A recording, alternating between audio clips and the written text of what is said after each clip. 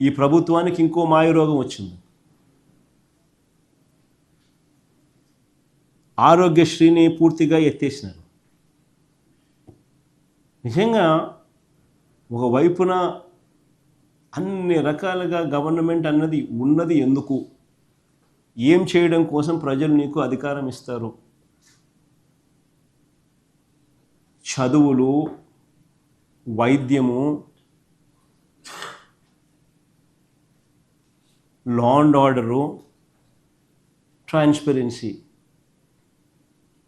వ్యవసాయము, ఏ కదా చేయాల్సింది? అన్ని తిరోగమనమే, అన్నీ స్కామ్లే, ఏవి పట్టించుకునే పరిస్థితి లేదు, అన్నీ ప్రైవేట్.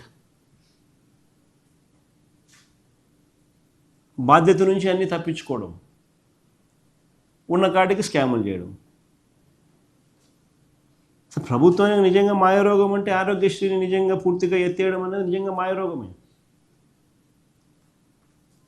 బకాయిలు ఇవ్వకపోవడంతో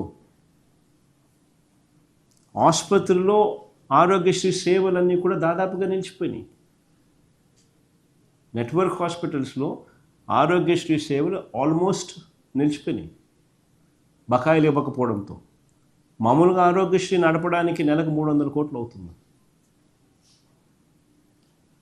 18 months ఇంటూ 300 కోట్లు అంటే 5,400 కోట్లు. ఇచ్చింది ఎంత అని చూస్తే కేవలం ఈ మధ్యకాలంలో నేను గురించి ఎక్కువ మాట్లాడి వాళ్ళు స్ట్రైకులు గీకులు అంతా చేస్తారు. ఇచ్చింది ఎంత మొత్తం చూస్తే 1,800 కోట్లు, 3,600 కోట్లు బకాయిలు. పుట్టి ఆరోగ్యశ్రీ నెట్వర్క్ హాస్పిటల్స్కు ఇవ్వాల్సినది 300 × 18 అని అంటే 5,400 కోట్లు ఆరోగ్యశ్రీకి ఖర్చు అయ్యేది. ప్రభుత్వానికి ఖర్చు అయ్యేది, ఆరోగ్యశ్రీకి ఖర్చు పెట్టాల్సింది.